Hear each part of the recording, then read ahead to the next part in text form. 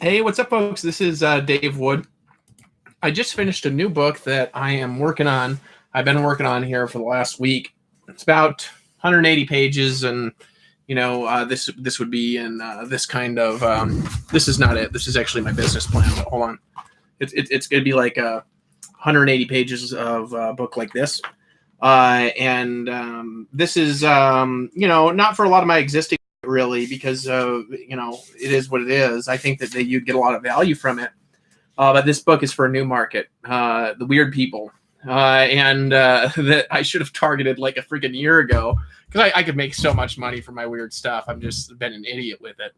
I know. For example, Dave Sharp has got to look at my stuff and say I could make so much fucking money from this shit. I could make more money. I could make more money from that stuff than his stuff, because my stuff has a bigger market. Religion is a far bigger market than what he's doing. Spirituality is a far bigger market than the small business market. Way bigger.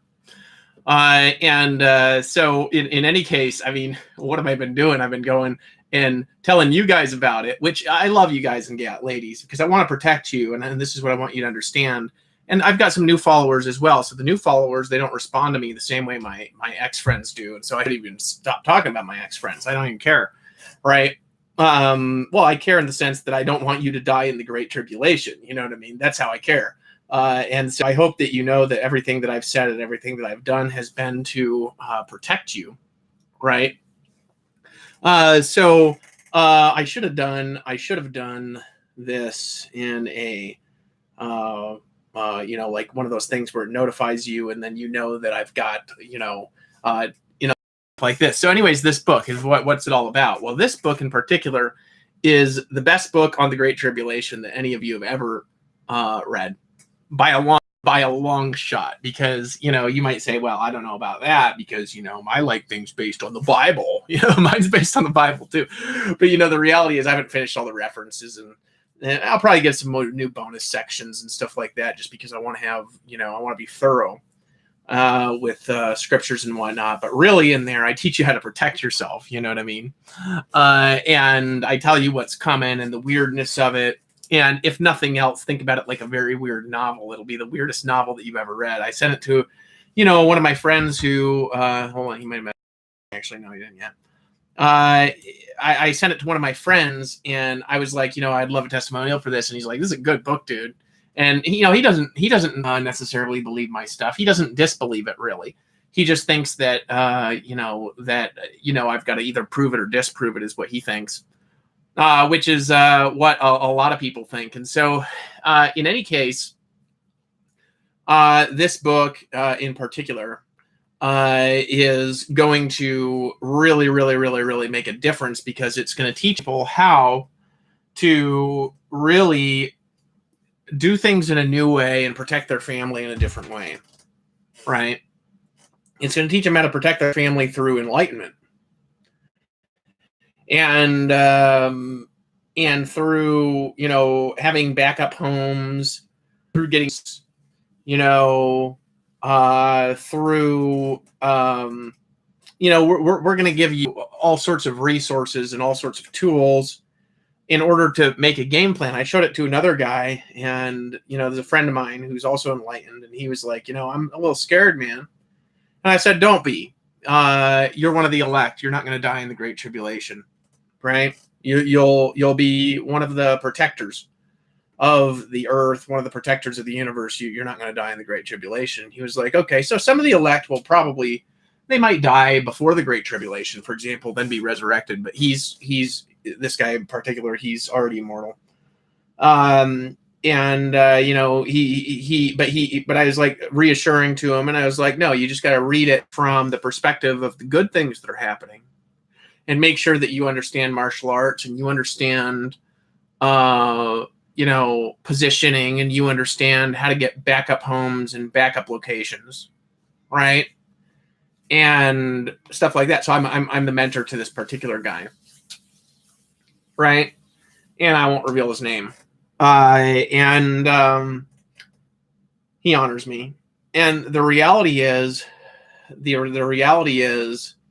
that if if you pay attention to what I'm going to teach you in this book, you're really, really, really going to make a lot of money from what's coming, number one. Okay? That's the first thing that's going to happen. You're going to make a lot of money from what's coming. You say, well, why are you going to make a lot of money? You're going to make a lot of money because you know what's going to happen in the future. If you know what's going to happen in the future and you take action now, and you build a business plan now based on what's going to happen in the future, like build a business, for example, on how to protect people from the Great Tribulation.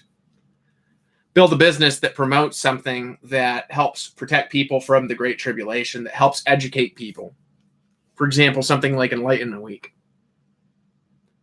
Building a business that is going to help people bring their family together, that's going to help people understand how to protect themselves through righteousness. Building technology that can improve the Great Tribulation from all sorts of weird stuff that's going to happen. Like, for example, I talk about in the Great Tribulation how there's going to be alien invasions, Nephilim. I scientifically explain a lot of it. Not all of it. I explain how the center of the sun has a place called the Artifact Tomb of the Ancients. That was actually built with celestial technology from Enoch and the Celestial Kingdom mixing together. And so there's this artifact tomb in the center of the sun that's got all sorts of weird stuff. For example, Excalibur swords. I didn't talk about the Excalibur sword so much. I talk about the sword that I'm going to make, but really it's a form of Excalibur sword. The Excalibur sword, the reason why it could stick in the ground and nobody could lift it up, and you say, well, that's a legendary story. The legends came from somewhere, folks. You know what I mean? The reason Excalibur sword, you could slam it into the ground, right? Slam it in the ground, and then nobody could lift it up is because the Excalibur sword has to move itself, and it can only be moved by the righteous, and really specifically, it can only be moved by incarnated members of the Tetragrammaton. Right? So the Excalibur sword is, for example, there's lots of those in the center of the sun, but I'm going to build a new one called the Sword of David,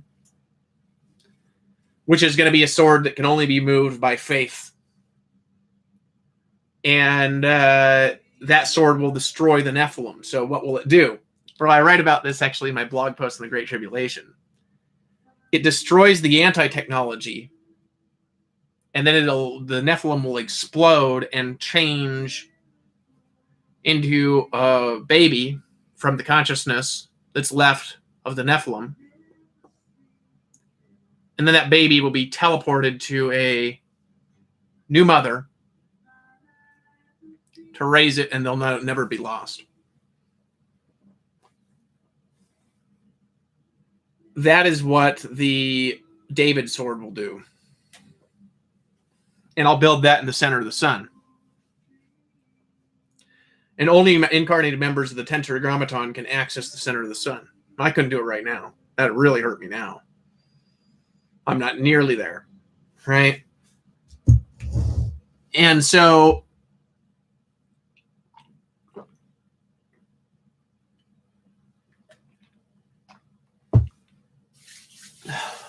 here's the deal.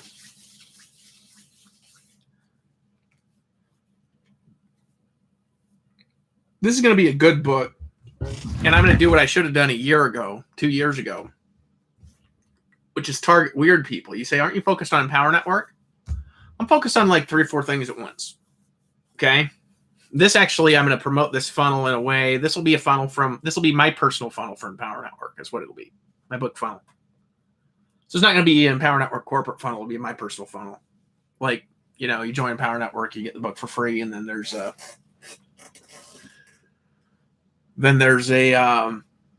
you could pay shipping, and then I'll also just sell the book. I'll also do it separate like that because that might work better. And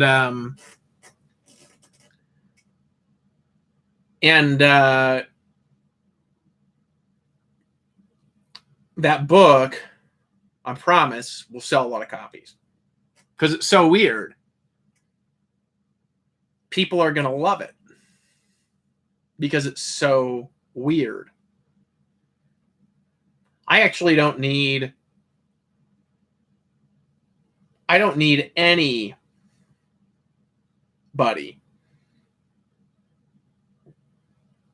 to sell that book helping me. That's the cool thing about it. So this book in particular will end up eventually being a New York Times bestseller, not first. You say, well, how do you know that? Because it's so good. Not initially. Initially, I'm just going to sell it before it's published. And then I'm going to go get a book deal probably. You say, well, why it will be a New York Times bestseller? Because it's talking about something that Christians love. And it's so weird, right? Like it's the weirdest book that any of you have ever read. From my blog. It's from my blog. I took some of my blog and then I wrote about 100 pages extra on top.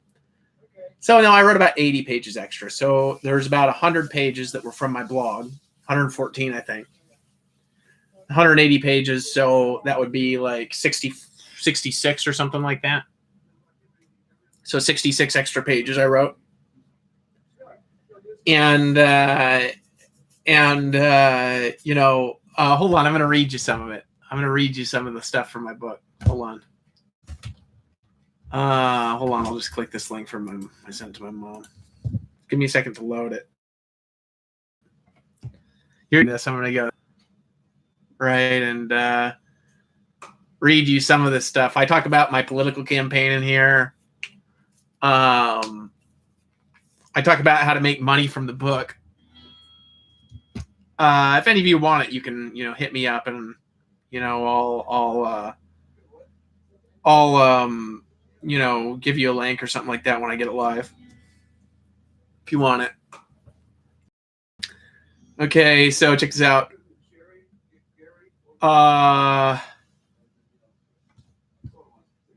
I'm not going to read you my business stuff because I don't want people to compete with this. Okay, so until they read it, right? Okay, chapter 1 of the Great Tribulation scientifically explained. So I got the chapter 1 is I got these 3 blog posts I did. It was my first thing. I don't know if you guys have read those posts. They're the best posts ever. You got to read those over the teachings of King David, right? Hold on. Okay, so let me read you this bit. Number 1, the biological singularity. Immortality to everything within 10 to 20 years or possibly way faster than that. It could happen in 12 to 4 months.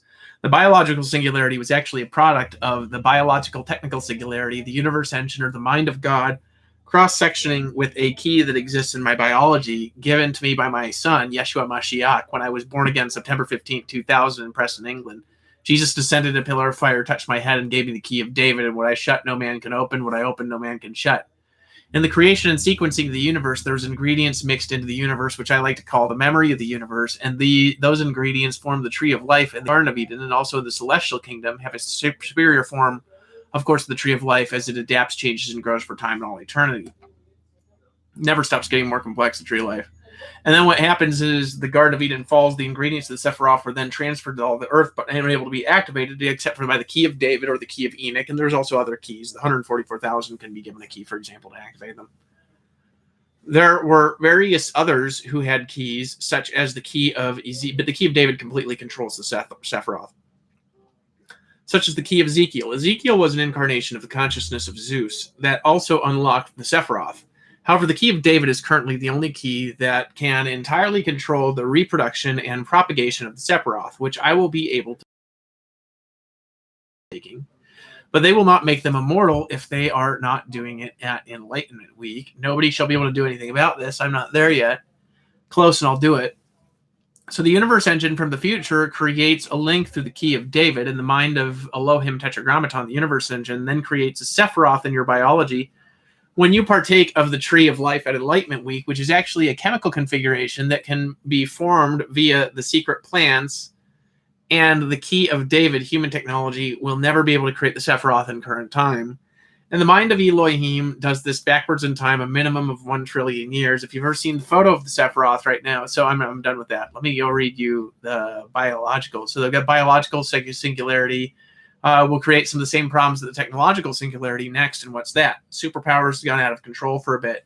Super strength, heat vision, quantum teleportation abilities, exponentially increasing intelligence from humans, etc. Starting to get excited, right? Number 2, the technological singularity. The technological singularity is already formed. However, humans that can work it are generally not aware of how powerful consciousness could be of quantum mechanical computer. Not nearly as powerful as a brain. It actually can't be as far as consciousness goes, but machines are getting better at doing things, and soon maybe many people will be replaced in their work by autonomous robots such as iRobot. Right? The technological singularity will soon be generally beyond the control of understanding of humans if we do not speed up the intelligence of humans enough to understand the machines, which is a problem because that has the potential to create out-of-control warfare like what you've seen in the Terminator movies. However, the truest form of the technological singularity is actually the technological biological singularity in the universe engine, or the paradox mind, or the mind of Elohim, and that's the next one. Right? So then I've got stuff about UFOs in here, you know what I mean? And then hold on. You guys got to read these posts. Part 3, the nasty part, the anti-singularity. This is where the blog post starts getting fun. The anti-singularity is the opposite of what the technological biological singularity. What is it? It's the mark of the beast, which the Tetragrammaton set upon Cain in the key days of Enoch.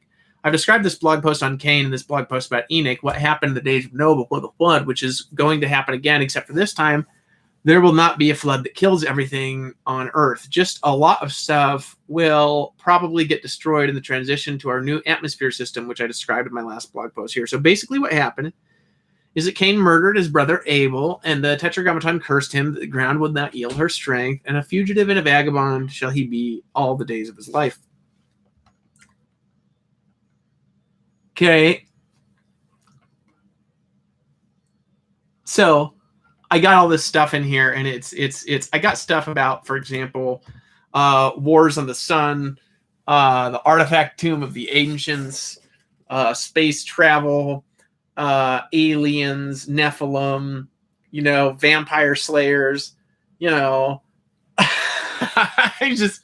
it's so awesome. So the weird people are going to love it. So I'm going to target the weird people, and there's so many weird people out there.